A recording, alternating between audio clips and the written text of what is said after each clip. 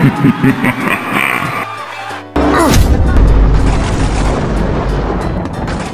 mga Hapon ngayon mga bro, ang naging sukatan sa galing ng ating mga Pinoy boxers na kung saan dito malalaman kung talagang pang world class na ba ang ating mga fighters.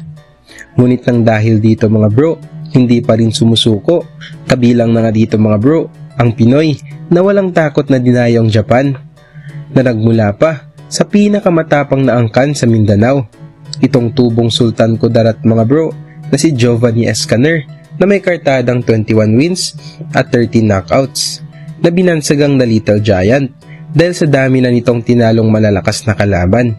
Matapos makamit ni Escaner mga bro ang 12 na panalo at 8 dito ay tinapos niya sa pamamagitan ng knockout. Kabilang na dito mga bro ang pagpapasuko niya sa Japanese champion na si Junichi Ibisuka sa round 7 mismo sa harap ng mga fans nito sa Japan. Makakalipas lang 5 buwan mga bro, dahil gustong makabawi ng mga Hapones, muli nilang pinabalik si Escaner sa Japan at dito ay tinapat na nila sa pinakamalakas nilang pambato.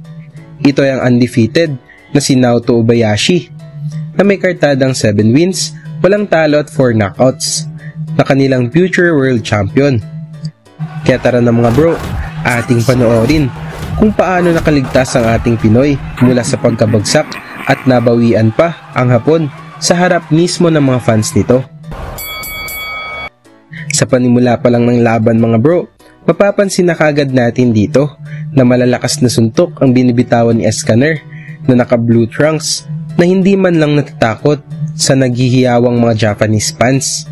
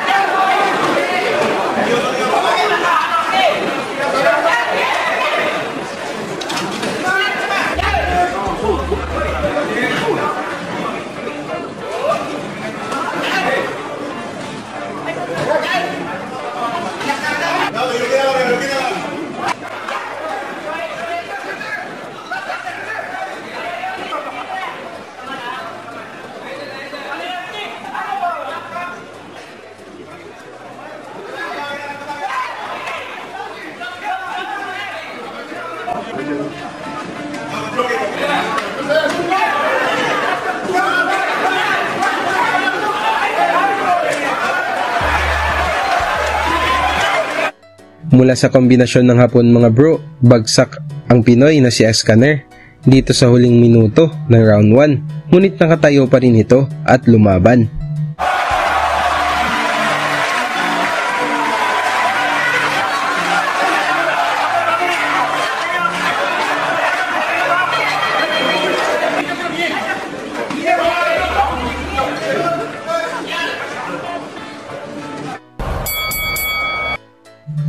Sa round 2 naman mga bro, talagang nag-aabang ang mga Japanese fans kung paano tapusin ng kanilang pambato ang Pinoy.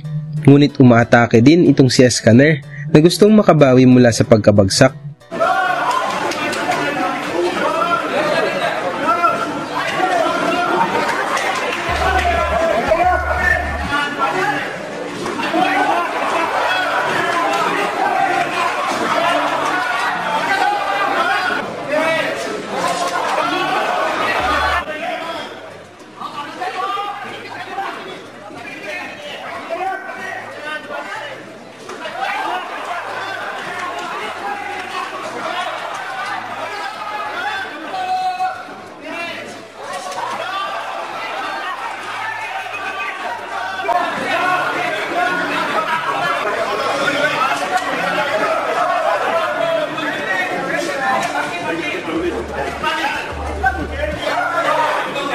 Mula sa mainit na palitan ng kombinasyon mga bro, galing sa dalawang boxers, napabagsak din ni Escaner ang Hapon, ngunit nagpakita din ito ng tibay.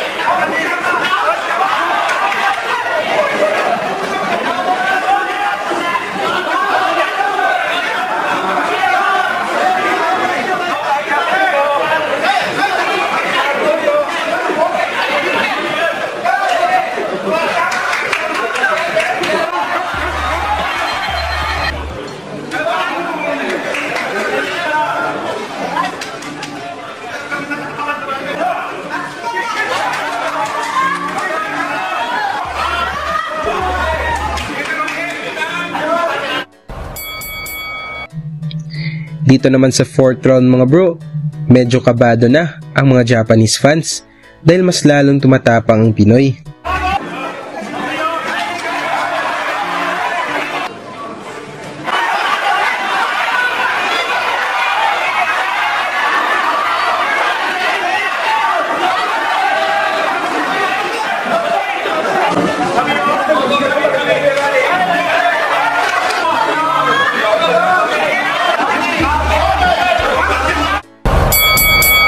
Sa round 6 naman mga bro, mas lalong uminit ang dalawang boxers na para bang walang kapaguran at hindi rin nagpapatalo ang ating kababayan.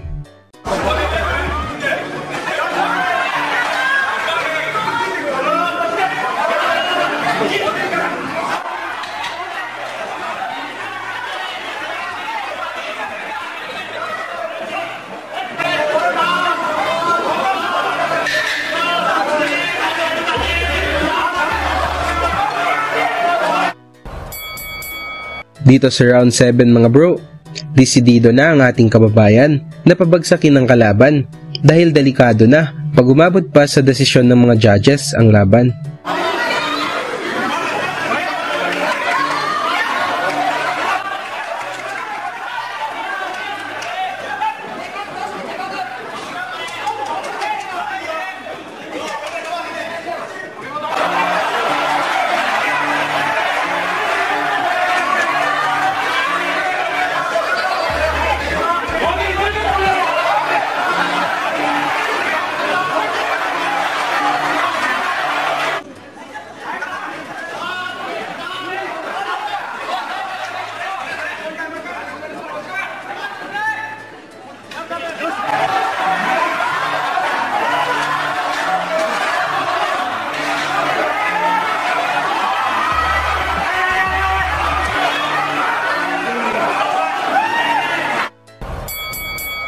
Dito sa round 8 mga bro, mas lalong lumalakas itong si kababayan na kung saan medyo nahihirapan na ang Hapon depensahan ang mga atake nito.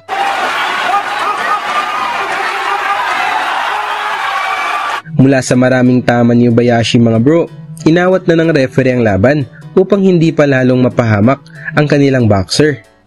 Panalo ang Pinoy na si Escanner mga bro by a technical knockout sa round 8, habang naman siya naman ang undefeated record ng Hapon. Tungkol naman sa pinakitang tapang ni Escanner mga bro, dapat ba itong gayahin ng ibang Pinoy boxers? Pag-usapan na lang natin sa baba. Salamat sa inyong suporta at sa susunod nating mga videos. Lagi niyong sundan, huwag magpapahuli. Pag-usapan ni bakbakan, balita niya at laban. Mga Pinoy na di nagpapagapi. Salamat sa mga suporta na lagi nandyan.